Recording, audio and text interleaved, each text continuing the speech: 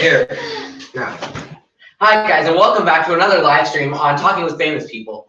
I'm host Anu, and today we have with us famous person Eric and famous person Felix. Today we'll be debating on a resolution of immigration should be seen as a human right. Today we have our debaters, Joey and Kath. One of them, of their choice. And we'll begin the round shortly. Thank you. Okay, thank you, host Anu. I have according to timing. Can you start the timing and run around from this point forward? Okay. Beginning the 1AC now. Resolved, immigration ought to be recognized as a human right. The first point is definition. Immigration as defined by the Oxford Learners Dictionary. Resolved, immigration ought to be recognized as a human right. Definitions. Immigration as defined by the Oxford Learners Dictionary is the process of coming to live permanently in a country that is not your own. Ought to, as defined by the Cambridge Dictionary, is what is desired or ideal. Recognized, as defined by the Merriam-Webster Law Dictionary, is to acknowledge formally in some definitive way. And a human right is a universal right to non-interference. The first point is the framework. The interpretation is that the affirmative has the right to, within reason, interpret the resolution as presented and operationalize the terms, which includes, but is not limited to, the framework, definitions, burdens, criteria, and etc. Resolution. The resolution is a declarative statement establishing an indictment against the status quo on the basis that the process of coming to live permanently in a country that is not your own is a desired ideal that should be formally acknowledged in a definitive way as a right inherent to all human beings.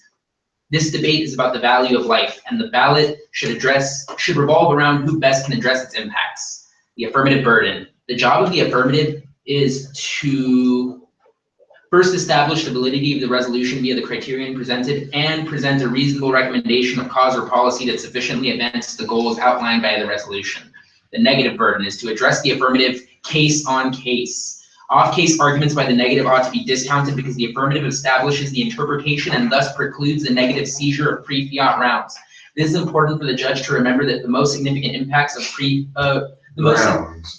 most significant rounds of pre-fiat impacts of any round decision might be pre-fiat, but it is post-decision.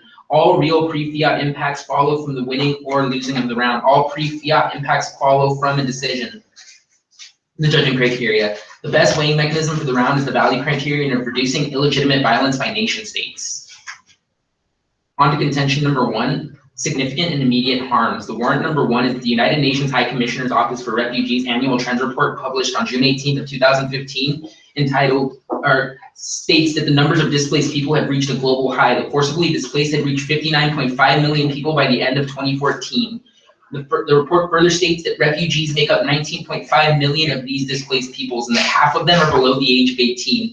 Warrant number 1, subpoint B, is the same annual report on global trends further states that few of the crises have been resolved, and most of them still generate new displacement. And with huge shortages in funding and wide gaps in the global regime, people are being abandoned.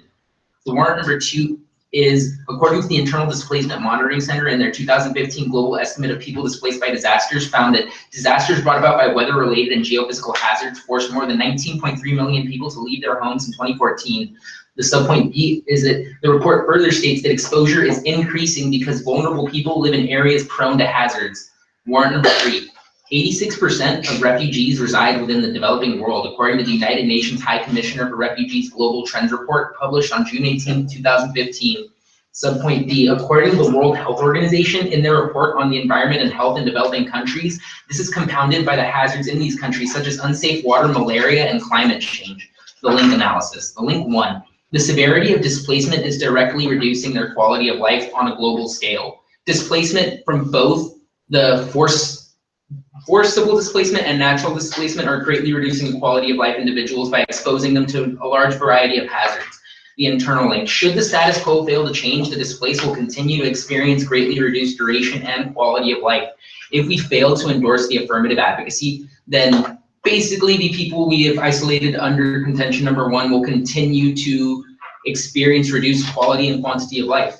The internal link is that This leads me to narrative impact number 1. Lives lost in the pursuit of fallacious sovereign borders known as nation states when they exceed the legitimate use of force in regards to upholding human rights. Specifically, if we uphold this resolution, we will disallow the ability for nation states to use illegitimate violence to protect their non-existent sovereign borders.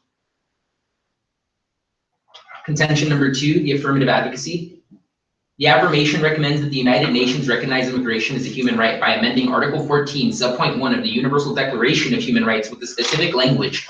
Everyone has the right to seek to and immigrate to any country, and the right to seek and enjoy asylum in any country. The first point is the inherency. Reduction of the impacts isolated under the first contention is possible. However, there is a structural problem with the current state of international law regarding immigration. Topicality. The resolution requires the affirmation to provide a recommendation of cause or policy that formally recognizes in a definitive way that immigration is a right inherent to all human beings. The affirmative does this quite literally by limiting arguments to the specified area of the resolution. The solvency. The affirmative policy recommendation makes a burden to recognize immigration as a human right by adding it to the Universal Declaration of Human Rights, addressing the existing structural gap, precluding its recognition as human right. The uniqueness 1 is there's no larger multilateral diplomatic organization in existence, and the United Nations consists of 193 of 197 recognized countries. Endorsing the affirmative impacts supersedes those of any individual government or private institution. The second uniqueness is that there currently exists basic infrastructural support of the affirmative advocacy. That is to say that we don't have to create a multilateral organization to enforce our advocacy, seeing as one already exists. Cross-check students. Start time now. Are you going to repeal any existing UN regulations, or whatever you want to call them? Anything precluding effective enforcement of the advocacy will be repealed, yes. You're going to repeal everything that's in contradiction to the immigration point? Yes, anything that precludes the ability to travel freely between borders. Everything that's mutually exclusive? Yeah. Okay. Okay, then let me ask you about this severity, your link here. You say that it disallows bad violence by nation states, but who's going to enforce that? The United Nations has several enforcement mechanisms, like they have peacekeeping forces, which could be used to disallow nation states from illegitimate uses of violence. Are you advocating for a war between the UN and the United States of America? I don't advocate a war. That implies that both sides stand on an even side of winning. That's an interesting answer. Okay, what's my burden? Your burden is to win on case. You either have to present arguments that say, I don't effectively meet my criterion, or provide a disadvantage that completely outweighs my criterion. What's your criterion again? My criterion is reducing illegitimate harm by the nation states. Like, you can prove that I can't reduce illegitimate harm, or that like any reductions will be outweighed by the repercussions of my affirmation. Okay. Okay, can you win and not have nation states? Can I win without there being existing nation states? If your solution eliminates the existence of nation states and therefore the existence of something called immigration, can you still win? If nation states preclude effective immigration, I feel that I can win. But if it's just one nation state, then immigration is impossible, right? Yes, because there would be nowhere to go if there's only one place to live. Okay.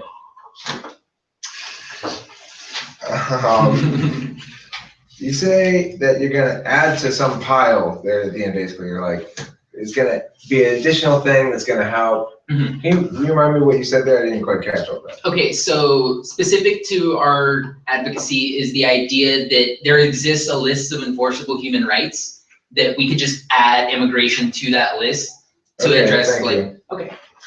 How much time do I have left? 12 seconds. Will this change the weather? Maybe. Maybe it will. Time's up. Okay. Are we also like going by prep? Yeah. Like, I'll take a minute. start time now. And can somebody bring me that computer that I said to set up? Which one is? Okay.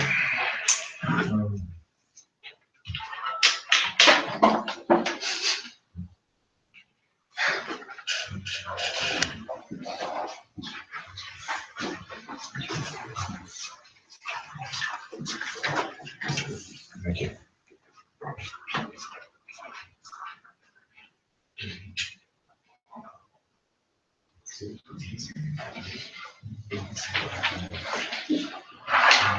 25 seconds.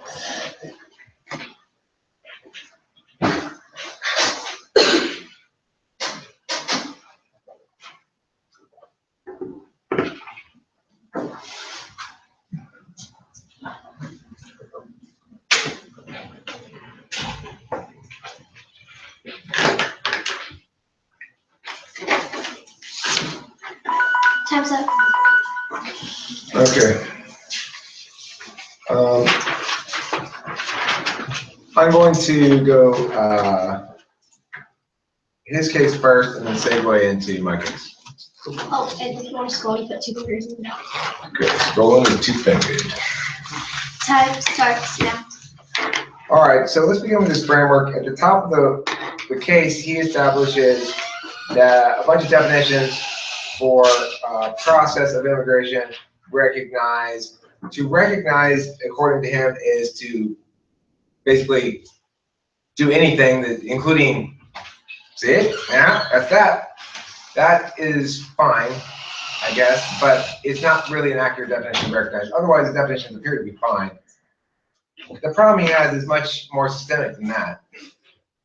The problem is in his definition of right as to non-interference, which is a good definition of right, precludes his affirmative position from actually being advocated, because his advocacy necessarily trespasses upon property rights, either of individual citizens or of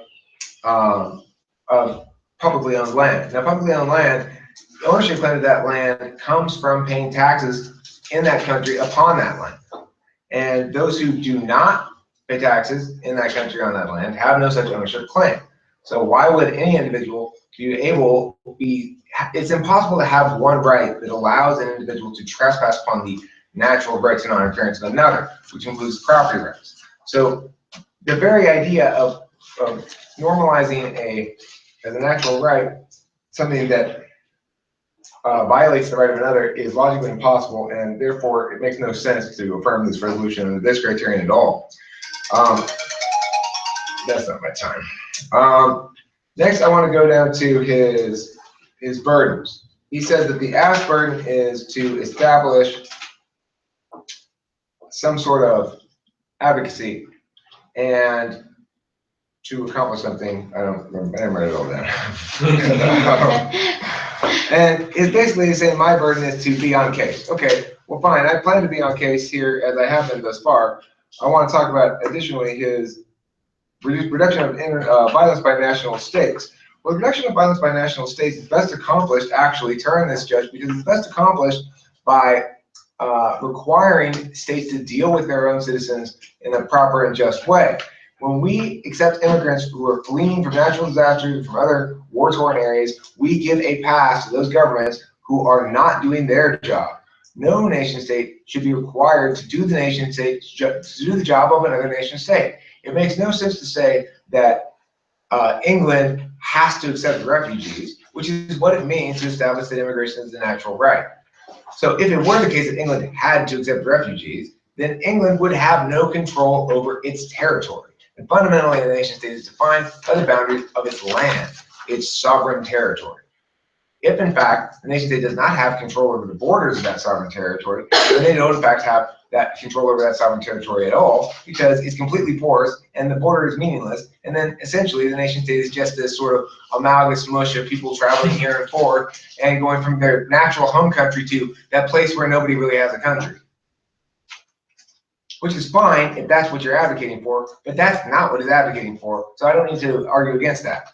So The problem here is some internal contradictions in this case cause it to collapse and make it impossible to affirm under his framework with these particular claims and such. I want to continue down to the flow here and talk about his impacts. His impacts are all great, but I can say, 75 million people will die, 100 million people will each get $1,000, and that's why I should make omelets for breakfast. It's not related. You see, his impacts are unrelated to what he's saying he's going to do. What he's saying is he's going to change some words in the UN Charter. I asked him he's going to repeal stuff. He's going to repeal everything that's a contradiction to this. But that's just about everything in the UN because, of course, the UN is predicated on the notion that nation states are individuals that have to be treated as independent and equal members of an international community. That's why they have this group of international community guys. So if we were to do it through the UN, we would be establishing a mechanism and a precedent that unraveled the very fabric of the UN and caused it to cease to exist.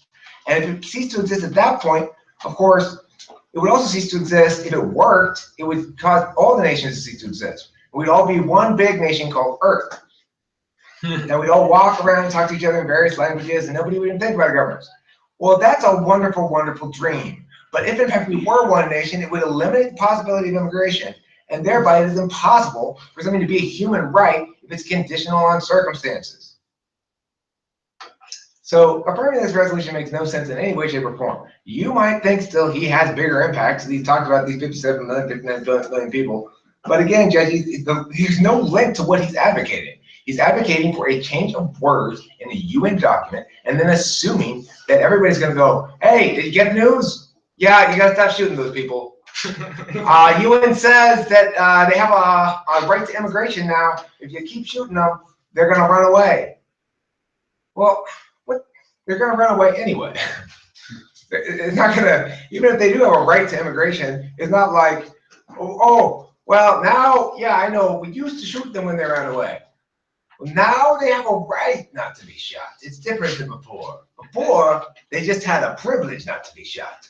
We could violate that, we might get in trouble, we might have to go to detention, but if they have a right not to be shot, well, Jesus, we just let them go. That's not going to happen. 1 minute left, huh? Did I even get on case? Okay, so I was going to read some property rights stuff. There's really no reason to. I will say this, there's no reason to affirm, there's plenty of reason to negate, and that lies in the fact that national sovereignty is better than the chaos of, if we didn't have national sovereignty, whose laws do we get? Do we get China's laws, or do we get US laws? Do we get Antarctica's laws? How are the laws in Antarctica? We don't know. There's no predictive mechanism that can give us any sense of what would happen if we were to actually change these words in the UN resolution, and all the ensuing logical consequences would happen. And in fact, it was super effective. It had some sort of magic solvency to it. These words have the power of might, and they force all the other countries in the world to conform to them. Even if that were the case, then I still win.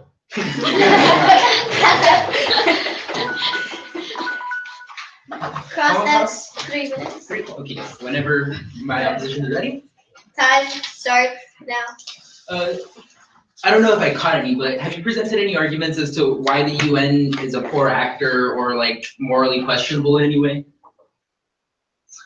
Well, I'm not the one supposed to be defending state sovereignty. Okay. So as long as I can win the argument that state sovereignty is not as preferable as individual rights, do I still carry through to my value criterion? Well, what's important is, of course, you're going to factor in all the disads. Okay, so I have to win the disads too. What if to the extent that your disads impact your value criterion? Okay, cool. So turn disads and win. Yeah, I mean, you don't have to deal with all disads, but those that The major ones. yeah, those that link directly to your VC. Okay. That's the criterion by which you have to deal with them or not. Okay, so the ability to reduce violence from nation states. Like if I answer your link that says that just because I change words on a piece of paper, that doesn't actively change enforcement, I can win still? If I answer that link? Okay, let me stress that you still have to do your fundamental job as the app. You may be able to defeat my argument, but in doing so, sacrifice you're meeting your own burdens, in which case we still engage. Okay. And in fact, you've gotten yourself in a double bind here. That's exactly what can happen. You could do what you want to do with that, but if you do what you want to do with that, and you double bind yourself and you lose anyway. So the double bind is I destroy the need for immigration in a world where there is no like sovereign borders, or like I collapse the UN and like my arguments show that the UN is good, and that's also a reason for me to lose. Right. Okay. How much time we process? 113. Okie doke. So is it cool if I like address your, I believe it was on my impacts argument, you presented a turn, like I destroyed the United Nations. What? Is this like a complete disadvantage, or is this solely attached to my impact arguments? I'm saying that your plan eats itself. Okay. There no longer can be a plan after a little while because the thing is a plan is trying to use no longer exists. Okay. It's like saying, I know, let's use this electricity to generate this electricity generator, to generate this electricity, to generate this electricity generator, except each time it loses a little bit of 30 electricity. seconds. Okay, thank you very much. That's it. Yeah, those concepts. Next speech, or Oh, prep. prep. Yeah, can I get a prep, please? Running back? Yes, running. Time starts now.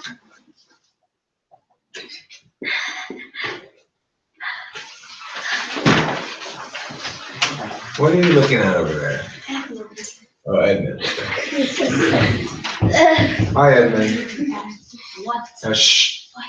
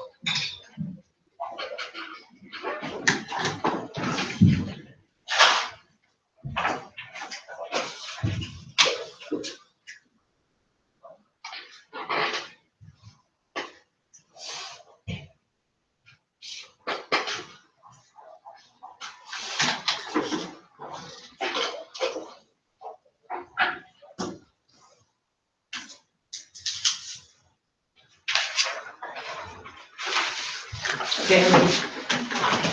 He is 124. Thank you very much.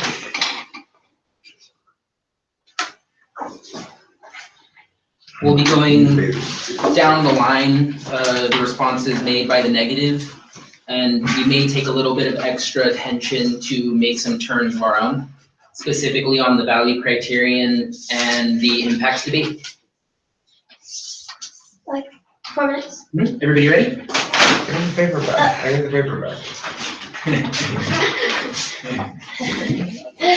It didn't fall off the table. That's a good sign. All right, whenever you're ready. Time starts now. Okay, so specifically on case responses made by the 1NC, they say that our definitions were recognized as fine, even though it's a little inaccurate. That's basically the argument presented on all of my definitions. So you can just flow across my entirety of the top of case. We're going to be using my paradigm to analyze the arguments presented.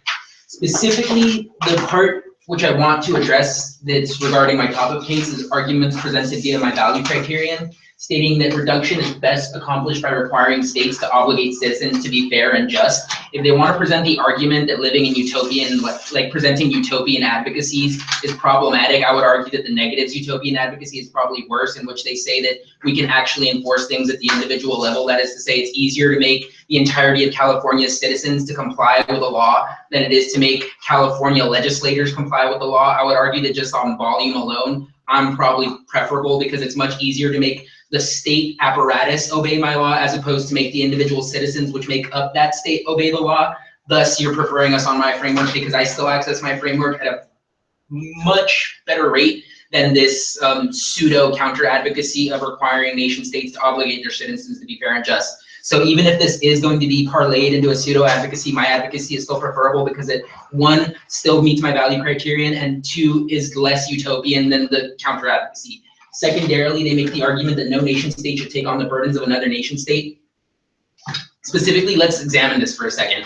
They're presenting an argument that says that if you don't have access to food and water, you don't get the right to my food and water. This is fundamentally unfair for two specific reasons. The reason number one is the large majority of the people who are currently seeking to immigrate live within, for lack of a better term, developing nations which don't have the infrastructure or the economies required to sustain these individuals. So in essence, what you do by endorsing the negative ballot is say, yeah, I'm sorry that there's currently a drought and there's nothing you can do about that, but yeah, you can go ahead and starve and your family can too. That is not ethical, that is not humanitarian, and that so does not uphold the value of life. If we're still going by my framework, I uphold the value of life much better than the negative does. Secondarily, or continuing, they make the argument that if I do uphold my own criterion, I'm self-defeating, because in a world where there is no sovereign nation states, there is no technical need for immigration because there's no country to be moving to.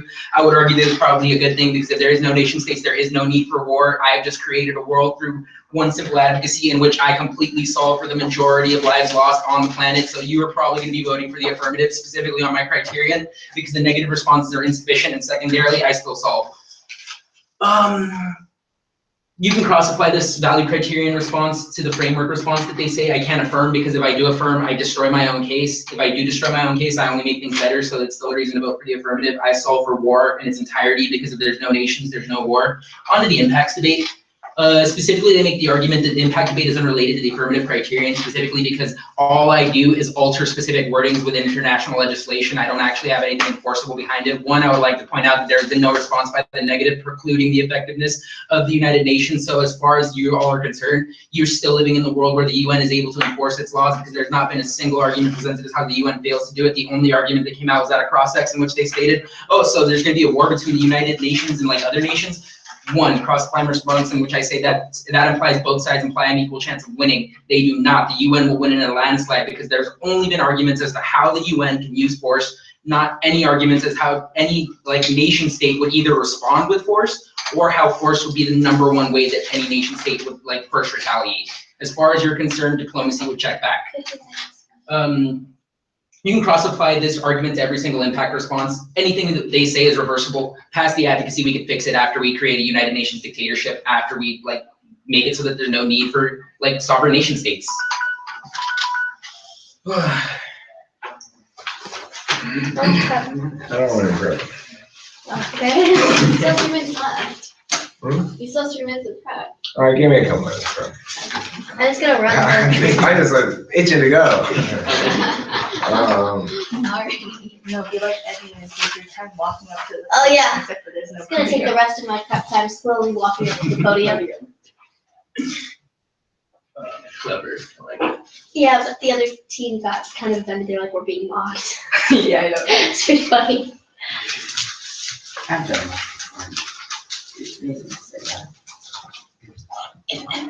No, they said that. One of the guys said that. Because he's lazy. No, because his mom was like, you need to get it off. On Saturday, you don't do anything. Oh, really? Yeah. No, that's crazy. Yeah. But then he's here now.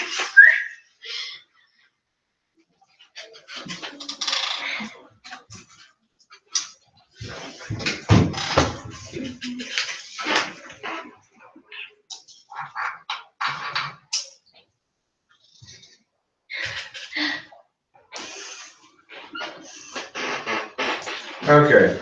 How many minutes do I have in this speech? This is 6 minutes. Okay. Time starts now.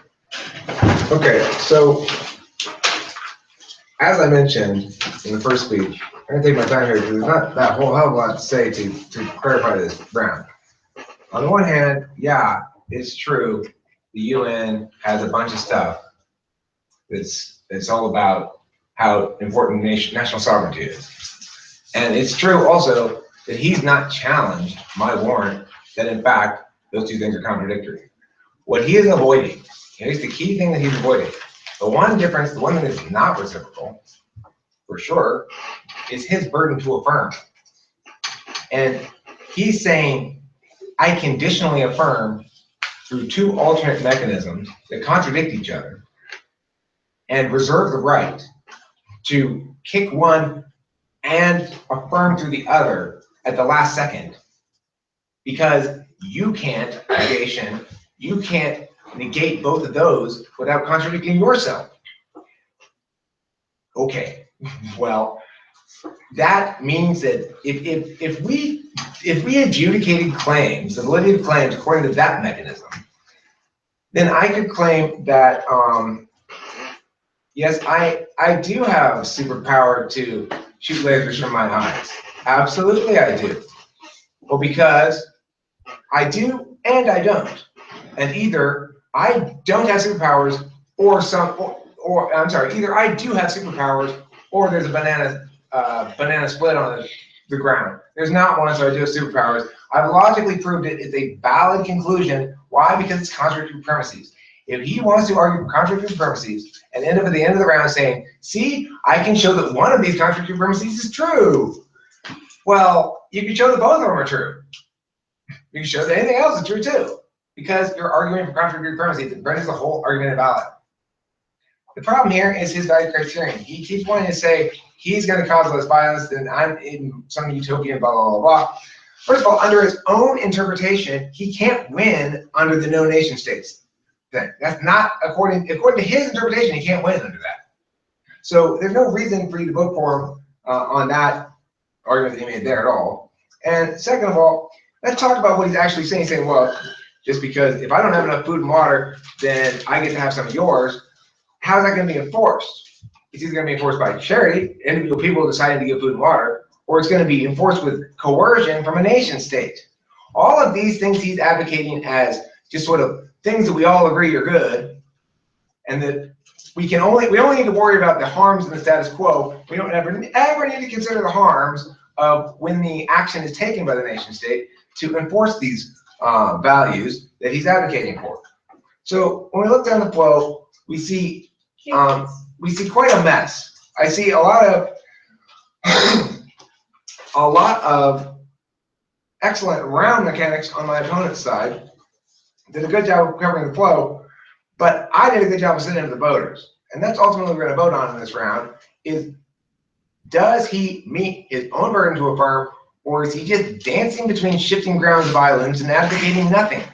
And the answer is the latter. So there's no reason for us to affirm. I don't need to show you any harms. I'm not trying to advocate what he says is sort of a pseudo counter-advocacy. It's not anything of the sort. I'm saying this case is full of contradictions, and that if we affirm it for these reasons, then we must affirm every claim that anybody ever makes about anything. Because if this logic is adequate to affirm a policy change, then any logic is adequate to affirm a policy change. He's not answered any of this because he didn't unravel it until this speech, right? He had to continue to make his contradictory statements for me to get to this point and say, okay, there's nothing here to affirm on. He's going to come back and sound very good. He's going to sound really good. Listen to what he's saying.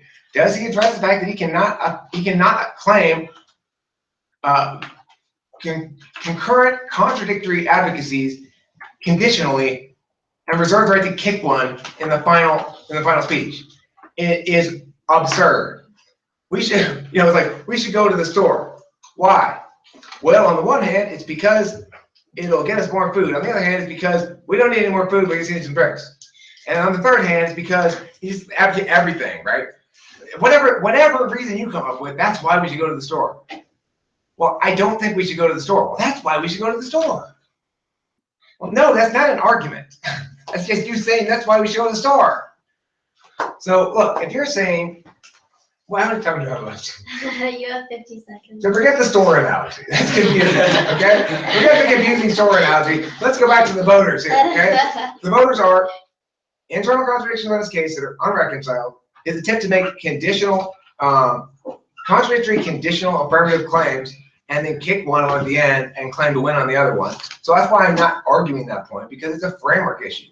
The reason he should lose is because the logic is it is non-resonant with axiomatic reality, such that if we were to apply that logic in a general fashion, we end up with very absurd outcomes. You can't possibly expect an individual to successfully be said to have justified or affirmed something if they use fundamentally fallacious and unreasonable methodologies. They take prep. No, I'm pretty good. So it's just gonna be the when and are, the advocacy, then my own voting issues. Their voting issues are under that. Everybody ready? No. No? Oakley dokley. I'll give the audience a second to be The prepared. judges too. Yeah, the judges, not the audience. Forgive me, forgive me. Yeah. Ready? Evelyn, I haven't seen you flow the whole time. You have not been flowing the whole time. Oakley dokley. Okay. Beginning in responding to the when and are, starting now.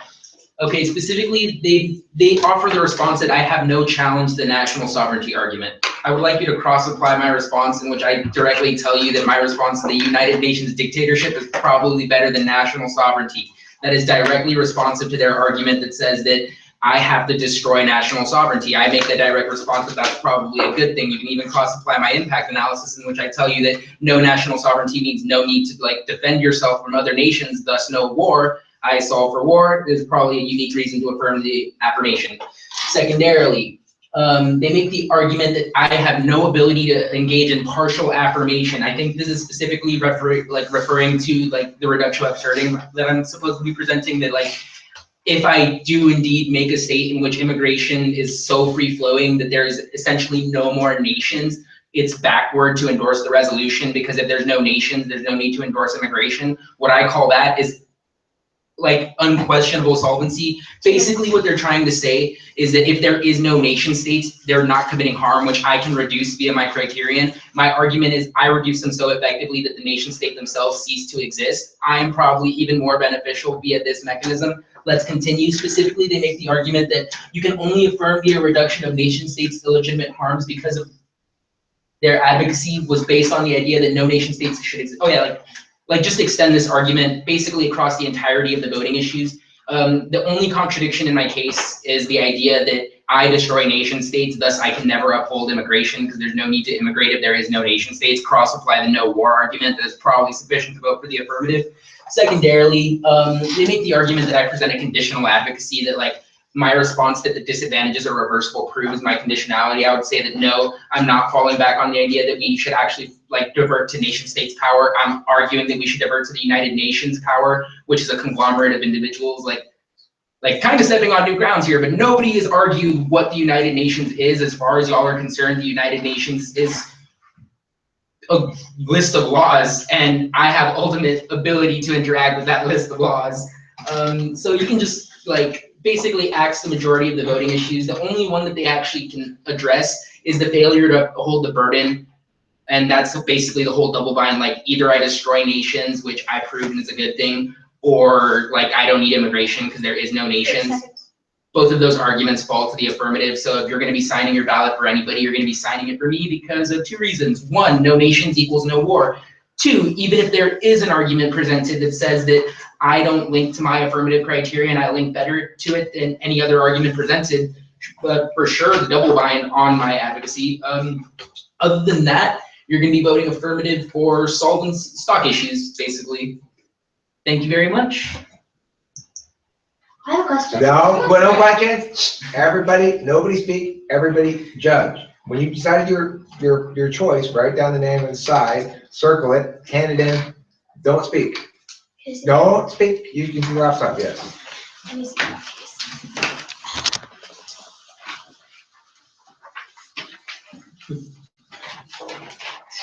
case. Good round. Thank you very much.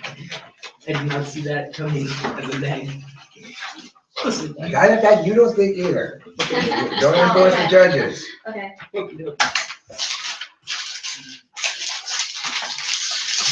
Wait, do we write it on our flow, or do we Write it somewhere and come give it to me as the decision, okay? We'll do it in RFC. So, guys, we'll talk RFC after we get the decision, okay? And judges at home, I'd like you to please judge around as well. See if your decision is the same as the judges here in this room, my middle school debaters. Okay? So you guys will know if you made the right decision or not. You'll be able to, if Condorcet is correct, guys, if Condorcet is correct, if I could get people to comment who they think wins on this video, then you can know if you're right eventually if the pool of comments votes gets large enough. According to Condorcet, it nears certainty that it's correct. How many people are watching? At the moment, I don't know, 0 probably. The thing is, stop. The reason I do the live stream is because it makes it so I don't have this huge hours-long step of uploading afterwards. This uploads it directly onto YouTube, where it still sits as a normal YouTube video. The only difference between a live stream and normal video is whether or not you can watch it while it's recording. Okay, so it's for purposes of talking to famous people, this is just a quick and easy way to upload it for a long video. This is obviously going to be the length of the debate round plus your guys' decision-making time. So. Sorry. Hey, if you got your decision, give it to me. No. I haven't looked at Courtney's yet. I won't look at them until we get them all. No names, right?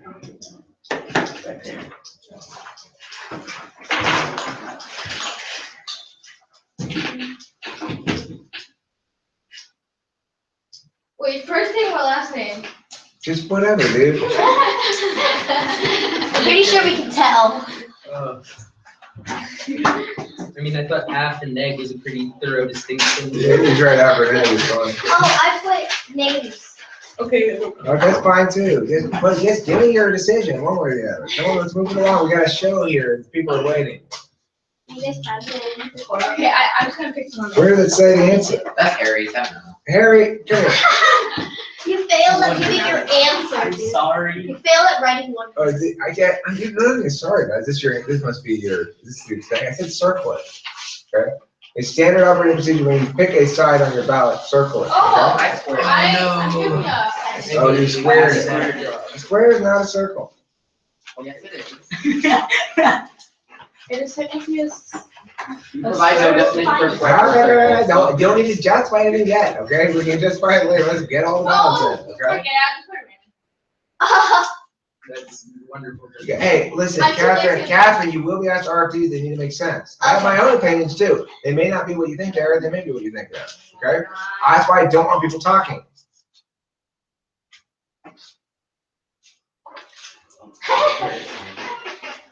This- And that works in good row though. I wanted to that. That's a cool one. No, decision. Now, Catherine, you're too far away to do that. The only person who can do that is the person who did it first and get away with it. Okay.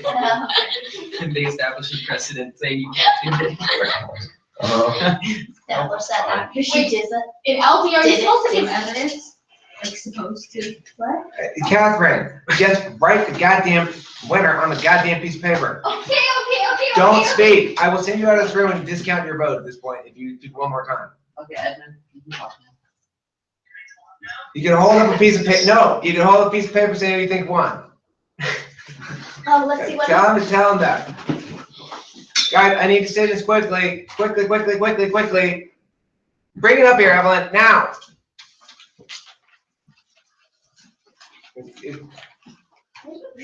All right. Oh, Guys, stop. Sit down, please. We're gonna ask RFDs in a second. Y'all were doing so well during the round. Don't break the trend. Come on. I need other ballots, please. Who else? Who is not giving me a ballot? Harry gave me one. Anu? I get it. Edna, what's your ballot? I mean, I know it. Who put 1, 2, 3? Well, what is it? Yeah, Write right. it down and give it to me. I'm sorry, I don't mind it. Count his too. You know Edna's? Yeah. Okay. What does that say? He voted. Oh, I see. Okay, cool. Anything else? Anybody? 1, 2, 3, 4, 5, 6, 7. 1, 2, 3, 4, 5, 6. Who am I missing? I'm such a late judge. Who am I missing? 1, 2, 3, 4, 5, 6, 7. There's 7 people. I have 1, 2. You got all of Oh them. wait, is this one too? Oh yeah. You got all of them. Oh, I did. Okay, my bad. All right, so this is. I got. What did you get at home, guys? Here we have 1, 2, 3, 4, 5, 6. 6 to 2 in favor of Felix. And this will be the millionth time that I've lost to my assistant coaches. I never beat them. Because main reason probably, I can't flow for shit. I sit there and go, you're talking too fast. Where's my partner?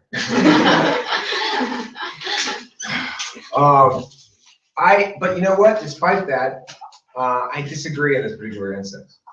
I disagree because I don't think that he addressed the fundamental warrant of the argument that he's running conditional apps. And what he did was said, my opponent says, he does this a lot, right? My opponent says that I'm running conditional apps, but here's something irrelevant. That's what he did. Yeah. But here's something irrelevant. And then you were all like, yeah, something irrelevant. Sometimes look, the thing is this. The other thing he did, and this is an important lesson here, right? You don't always win by being right or having the stronger arguments. Sometimes you win by having the stronger ground mechanics. And his ground mechanics were way better than mine. He's way better on the flow, right? He's covering the flow as you should cover it more or less. Whereas I say, okay, these things are the elements of the argument. Everything else is fluff. And I can simply describe it as such because that's what it is. And then attack the contradictions.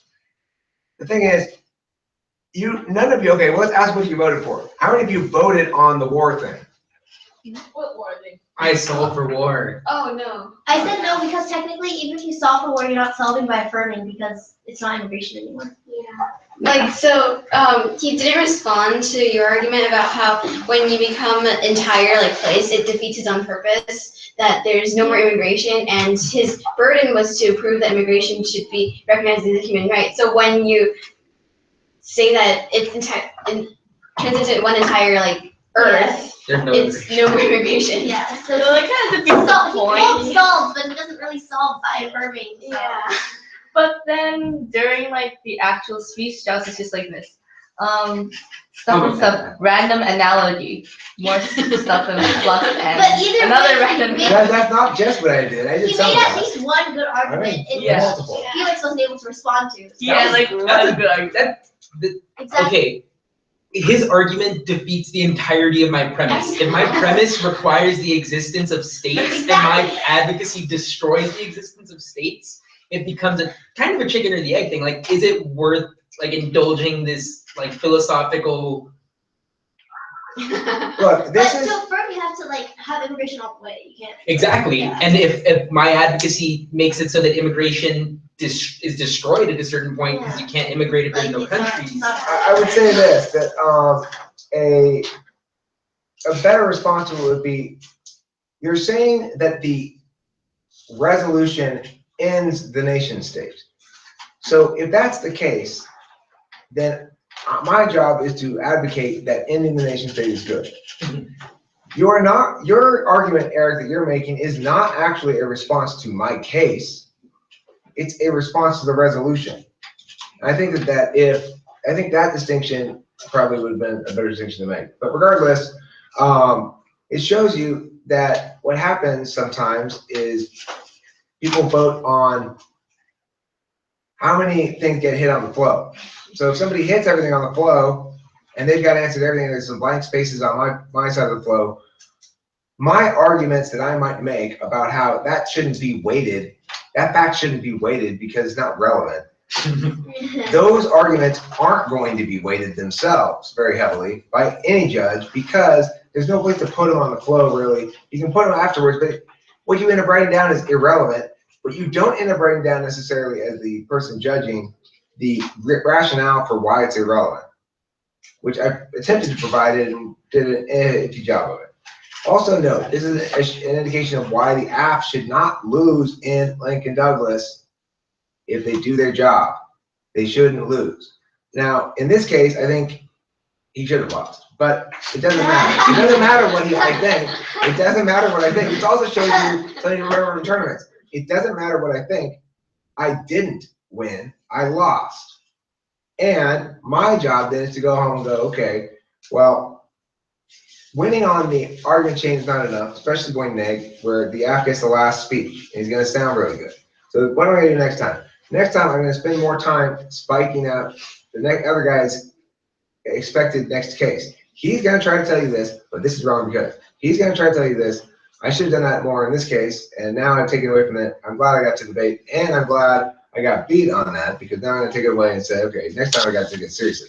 If I get away with that shit, it just encourages me, which is really the warrant behind all of my political philosophies in general, right? If you let them get away with that shit, it just encourages them. Whoever it is, right? If you let me get away with this, I didn't even read any goddamn cards, right? I wanted to ask so bad, like, can I have a card for that? I didn't want to troll during your. I think you should have, but I would have been like, why? What part don't you understand?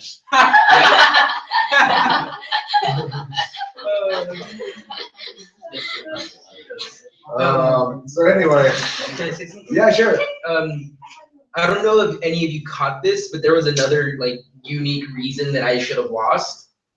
And that was that I failed to respond to the argument that all forms of law are ultimately unenforceable in a world where there is no nation state. So even if I check back for war, I never check back for the criminals who can now like. I didn't make that argument. You said whose law is enforceable? Chinese, US. Oh, I did say that, but I didn't phrase it nearly as effectively as you did. I know, but like. And I didn't extend it.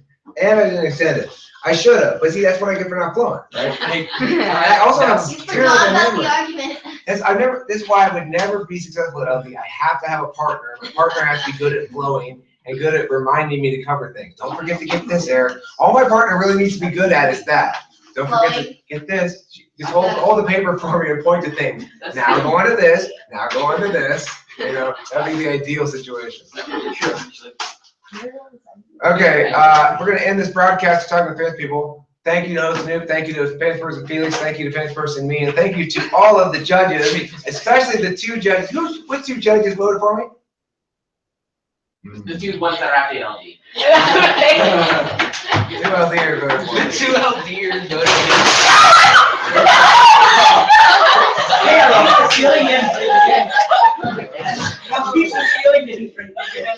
This feeling. Yeah, the light fell off. Yeah, I just I got it. All right, so Danger somewhere. we've got an action-packed ending. Talking to fans people. Thank you everybody for watching, and I hope you're more informed about immigration and human rights.